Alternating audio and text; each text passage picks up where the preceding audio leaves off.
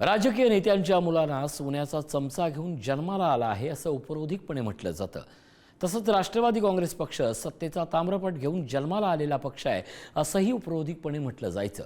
राष्ट्रवादीच्या स्थापनेपासून सर्वाधिक काळ सत्तेत असलेल्या या पक्षाच्या आता 2 चुली झाल्या असून 27 वर्षाच्या कार्यकाळातील राष्ट्रवादी काँग्रेस पक्षाच्या दशा आणि दिशा सांगणारा पुढारी न्यूजचा हा स्पेशल रिपोर्ट। 1999 साली म्हणजे 27 वर्षांपूर्वी सोनिया गांधी यांच्यासोबत काँग्रेसमध्ये झालेल्या मतभेदानंतर शरद पवार, पी.एस. संगमा आणि तारिक अनवर यांनी राष्ट्रवादी काँग्रेस पक्षाची स्थापना केली। स्थापनेपासून राष्ट्रवादी हा महाराष्ट्रातील सत्तेचा कायमचा वारकरीच राहिला।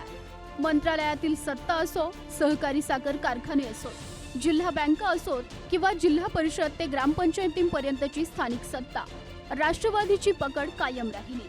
राज्यातील सहकार क्षेत्र, साखर कारखाने, दूध संघ, बाजार समित्या आणि ग्रामीण सत्तेच्या केंद्रांवर राष्ट्रवादीचा प्रभाव अनेक वर्ष कायम होता। विशेष म्हणजे 2014 मध्ये भाजपचं सरकार सत्तेत आल्यानंतरही राष्ट्रवादीनं बाहेरून पाठिंबा देत सत्तेच्या केंद्राशी आपलं नातं कायम ठेवलं। मात्र 2023 मध्ये अजित पवार यांच्या नेतृत्वाखाली झालेल्या बंडानंतर पक्षाच्या भिंतीला पडलेला तडा अखेर मोठ्या फुटीत बदलला आणि राष्ट्रवादीच्या राजकारणाला नवं वळण मिळालं। 2014 नंतर महाराष्ट्रातील राजकारण झपाट्यानं बदलत गेलं। भाजपचा विस्तार झाला आणि अनेक प्रादेशिक पक्षांसमोर अस्तित्वाचा प्रश्न निर्माण झाला। राष्ट्रवादी काँग्रेसलाही त्याचा फटका बसला। तपास यंत्रणांच्या कारवाया, सत्तेपासून दूर राहण्याची अपरिचित परिस्थिती आणि नेत्यांच्या वाढत्या महत्वाकांक्षा या सगळ्यांनी राष्ट्रवादीच्या भिंतीला पहिला तडा दिला। नवाब मलिक, छगन भुजबळ, अनिल देशमुख यांच्यासह अनेक नेत्यांना विविध चौकशांना सामोरे जावं लागलं। पक्षातील अनेक नेत्यांना सत्तेपासून दूर राहणं जड जाऊ लागलं। अखेर अजित पवार यांच्या नेतृत्वाखाली आमदारांचा मोठा गट वेगळा झाला आणि राष्ट्रवादी काँग्रेसची ऐतिहासिक फूट झाली। निवडणूक आयोगानं मूळ राष्ट्रवादी काँग्रेस पक्ष म्हणून अजित पवार गटाला मान्यता दिली। मात्र दोन्ही गटांमधील राजकीय आणि कायदेशीर संघर्ष आजही सुरूच आहे। पक्ष फुटल्यानंतर झालेल्या 2024च्या लोकसभा निवडणुकीत शरद पवार गटानं जोरदार मुसंडी मारली, तर विधानसभा निवडणुकीत अजित पवार गटानं सत्तेतील आपलं स्थान मजबूत ठेवलं। एका अर्थानं दोन्ही गटांनी आपापली ताकद सिद्ध केली। मात्र चित्र इथंच संपत नाही। पक्षाची वैचारिक परंपरा, अनेक जुने कार्यकर्ते आणि अनुभवी नेते शरद पवार यांच्या सोबत राहिले, तर छगन भुजबळ, सुनील तटकरे, धनंजय मुंडे, प्रफुल्ल पटेल यांसारख्या प्रभावी नेत्यांमुळे अजित पवार गटाने स्वतःची स्वतंत्र राजकीय ओळख निर्माण केली। दोन्ही गट पुन्हा एकत्र येण्याच्या चर्चा महानगरपालिका निवडणुकीच्या निमित्तानं पुन्हा सुरू झाल्या। घडलेल्या राजकीय घटनांमुळे ते एकत्रीकरण थांबलं आणि दोन्ही राष्ट्रवादींचा स्वतंत्र आणि खडतर प्रवास सुरू झाला। आता अजित पवारांच्या राष्ट्रवादी समोरील आव्हानं काय आहेत ते पाहूयात। अजित पवार होते तोपर्यंत पक्षात एकच आवाज होता, निर्णय घेणारा एक नेता होता, कार्यकर्त्यांना दिशा देणारं एक केंद्र होतं। आज पक्षात अनेक ज्येष्ठ नेते असले तरी राज्यभर कार्यकर्त्यांना एकत्र बांधून ठेवणारा नेता दिसत नाही। सुनेत्रा पवार आणि पार्थ पवार यांच्याकडे नेतृत्व आलं असलं तरी त्यांना पक्षातील आणि पक्षाबाहेरील दोन्ही आव्हानांचा सामना करावा लागतोय। प्रफुल्ल पटेल, सुनील तटकरे, छगन भुजबळ, दिलीप वळसे पाटील यासारखे नेते पक्षामध्ये आहेत, मात्र त्यांच्यापैकी कोणीही अजित पवार यांची जागा भरून काढू शकलेलं नाही।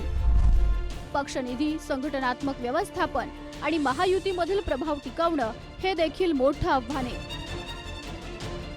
एकेकाळी अर्थ खात्याच्या माध्यमातून ग्रामीण भागातील विकास कामांचा आणि कार्यकर्त्यांच्या अपेक्षांचा समतोल साधला जात होता। आता तीच ताकद कायम राखण्याची कसरत पक्षाला करावी लागते।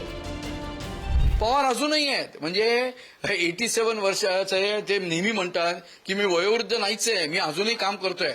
तर त्या बॅकग्राऊंडवर आता राहिले जे कोण आहेत मला अजूनही दिसत आहे, जयंतराव पाटील त्यांच्या कॉन्स्टिट्युएन्सीत आणि बाकीच्याकडे फिरत आहेत। आता ते शक्तीपीठाच्या आंदोलनात, तू कोल्हापूरवरून येतोस, आता ते तिथे आहेत, ते वेगवेगळ्या ठिकाणी जात आहेत। अशाच पद्धतीने शशिकांत शिंदे फिरतायत। पण पक्षामध्ये जी एक मोठी पोकळी आलेली आहे की आताच्या म्हणजे इलेक्शनमध्ये विड्रॉलवर नसवा त्यांच्यावर जी टीका होतीये, तर एक चॅलेंज असं आहे की पक्षाच्या अस्तित्वासाठी नवीन यूथ नवीन जे आता नेते जे ज्यांना म्हणजे खरं म्हणतात ना पडद्याआड राहिले किंवा त्यांना कधी एक्सप्लॉइट करता येणार नाही, त्यांना चान्स द्यावा लागेल. दुसरं इंटरेस्टिंग, अपोजिशनमध्येच आहेत. अपोजिशनमध्ये जसं शरद पवार म्हणतात तर अपोजिशनमध्ये झटून काम करावं लागेल, म्हणजे रस्त्यावर येऊन एजिटेशन करावे लागतील. अजून येत आहेत का? मला वाटतं अजून जेवढ्या प्रमाणात व्हायला पाहिजे तेवढा अजिबात येत नाहीत. एकटे कुठेतरी जयंतराव पाटील दिसतात, शशिकांत शिंदे परवा दिसले, पण विरोधी पक्षाची एक भूमिका म्हणून आता रोहित पवार बजावताना दिसत आहेत. पण ते एकांगी चाललेत का? अशा पक्षामध्ये एक एकूणच जी हे आहे त्यांना सगळ्यांना बरोबर घेऊन जावं लागेल. शरद पवार यांच्या राष्ट्रवादी समोरची आव्हानं वेगळी असली तरी तितकीच गंभीर आहेत. शरद पवार हे अजूनही पक्षाचं सर्वात मोठं आकर्षण आहेत, पण वयाच्या या टप्प्यावर त्यांच्यानंतर पक्षाची धुरा कोण सांभाळणार हा प्रश्न कायम आहे. सुप्रिया सुळे आणि रोहित पवार हे प्रमुख चेहरे असले तरी राज्यभर कार्यकर्त्यांना एकत्र ठेवणारा सर्वमान्य नेता अद्याप तयार झालेला नाही.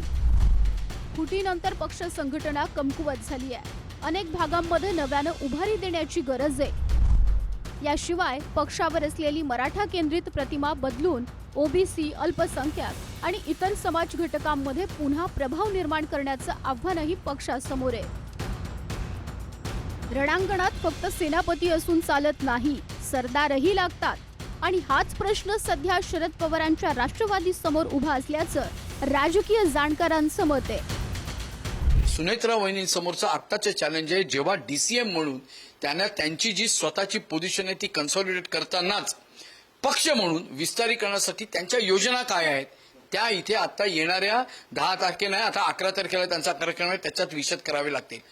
त्या चॅलेंजेस काय आहेत? एक म्हणजे राष्ट्रवादीचं विस्तारीकरण. कसं आहे ना, अजूनही मी पहिल्यापासून म्हणतो 1999 साली राष्ट्रवादी हा पक्ष म्हणजे ना, म्हणजे त्याला म्हणतो डिस्ट्रिक्ट टायकून्स यांचाच पक्ष होता. जिल्ह्याचे नेते ते त्यांच्याच कॉन्स्टिट्युएन्सीत आणि त्यांच्याच जिल्ह्यात विस्तारले जायचे, तेवढ्या पुरते सीमित व्हायचे. राज्याच्या लेवलला जेव्हा शरद पवार होते ते त्यांना एकत्र आणून काम करायचे.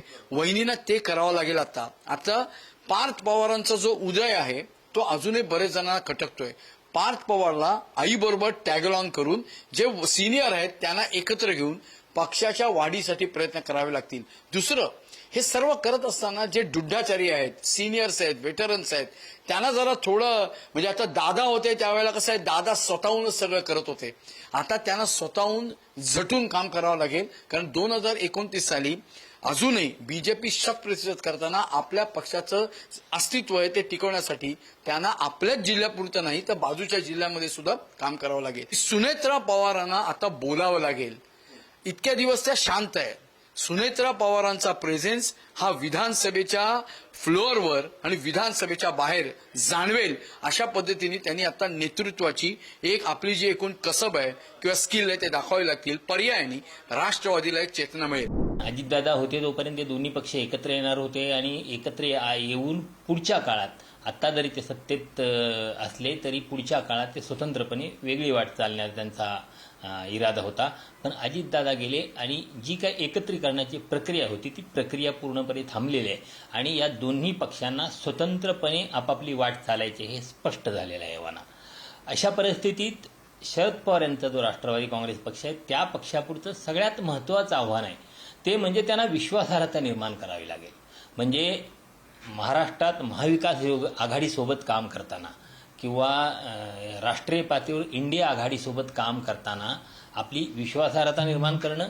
कारण शरद पवार असतील, सुप्रिया सुळे असतील यांची अधूनमधून जी विधानं होतात ती विधानं भारतीय जनता पक्षाच्या नेत्यांच्या समर्थनाची होतात आणि त्यावर समाज माध्यमावरून किंवा अगदी विरोधी पक्षांच्यामधून तीव्र प्रतिक्रिया येतात. त्यामुळे हे नेमके कुठल्या बाजूला आहेत असा प्रश्न उपस्थित होतो.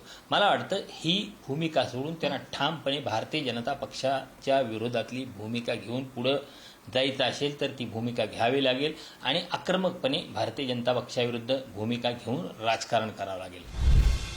दोन्ही राष्ट्रवादींकडे आजही अनुभवी नेते आहेत, जनाधार आहे आणि पवार नावाचं मोठं राजकीय वजनही आहे. मात्र तळागाळातील कार्यकर्त्यांमध्ये वेगळीच खदखद आहे. पक्षासाठी आयुष्य घालवणाऱ्या कार्यकर्त्यांपेक्षा नेत्यांची मुलं पुढे जात असल्याची भावना अनेक कार्यकर्ते खासगीत व्यक्त करतात. राज्यसभा, विधान परिषद, संघटनात्मक पदं आणि सत्तेतील संधी यामध्ये घराणेशाही वाढत असल्याची टीकाही होताना दिसते. दरम्यान दोन्ही गटांमध्ये एकत्रीकरणाबाबत वेळोवेळी चर्चा होत असली तरी प्रत्यक्षात ते कितपत शक्य आहे याबाबत अजूनही प्रश्नचिन्ह कायम आहे. सुनेत्रा पवार यांच्या नेतृत्वाखालचा जो पक्ष आहे, जो मूळचा अजित पवार यांचा पक्ष म्हणता येईल, तो त्या पक्षापुढचं आव्हान म्हणजे अजित पवार यांनी आपली शिवशाहू फुले आंबेडकरांची भूमिका कायम ठेवून त्यांनी भारतीय जनता पक्षासोबत राहण्याचं काम केलेलं होतं. म्हणजे वेळोवेळी भारतीय जनता पक्षाच्या कितीही मोठ्या नेत्यानं जरी या शिवशाहू फुले आंबेडकरांच्या भूमिकेच्या विरुद्ध, धर्मनिरपेक्षतेच्या भूमिकेच्या विरोधात काही विधान केलं तर त्या विरोधात ठामपणे भूमिका अजित पवार घेत होते. अजित पवारांच्या पक्षाचे काही नेते सुद्धा ती भूमिका घेत होते आणि अशी भूमिका घेणाऱ्या नेत्यांना अजितदादा पाठबळ देत होते. मला वाटतं आगामी काळात सुनेत्रा पवार आणि पार्थ पवार यांच्या पुढचं प्रमुख हे आव्हान असेल की भारतीय जनता पक्षासोबत असताना आपल्या पक्षाची एक सेक्युलर पक्ष म्हणून जी ओळख आहे ती ओळख टिकवणं, अशी भूमिका घेणाऱ्या आपल्या पक्षातल्या नेत्यांना, कार्यकर्त्यांना पाठबळ देणं आणि भारतीय जनता पक्षाच्या आक्रमक राजकारणापुढं टिकून उभं राहून स्वतःचं वेगळं अस्तित्व टिकवून ठेवणं, हे आव्हान मला वाटतं आता सुनेत्रा पवार यांच्या नेतृत्वाखालचा जो राष्ट्रवादी काँग्रेस पक्ष आहे त्या पक्षाच्या पुढचा आहे. एकेकाळी राष्ट्रवादी काँग्रेस म्हणजे पवार नावाच्या मजबूत दोरीनं बांधलेली उसाची मोळी होती. साखर कारखान्यांपासून मंत्रालयापर्यंत या मोळीची ताकद दिसत होती. मात्र आता दोरीच दोन टोकांना ओढली जाते. एकंदरीत पाहिलं तर राष्ट्रवादी काँग्रेस म्हणजे पवार नावाच्या दोरीने बांधलेली उसाची मोळी. मात्र ही दोरी पवारांमधील आपसातील वादानं सैल झाल्यानं पवारांच्या शेतातला ऊस दुसऱ्याच्या कारखान्यावर जाण्याची शक्यता आहे. त्यामुळं पवारांनी आपसातील वाद कमी करून एकत्र जर आले तर पवारांची सत्तेत कायम राहण्याची पॉवर कायम राहील. अन्यथा दोघांच्या भांडणात तिसऱ्याचा लाभ झाल्याशिवाय राहणार नाही. शिवाजी काळे, पुढारी न्यूज, दिल्ली.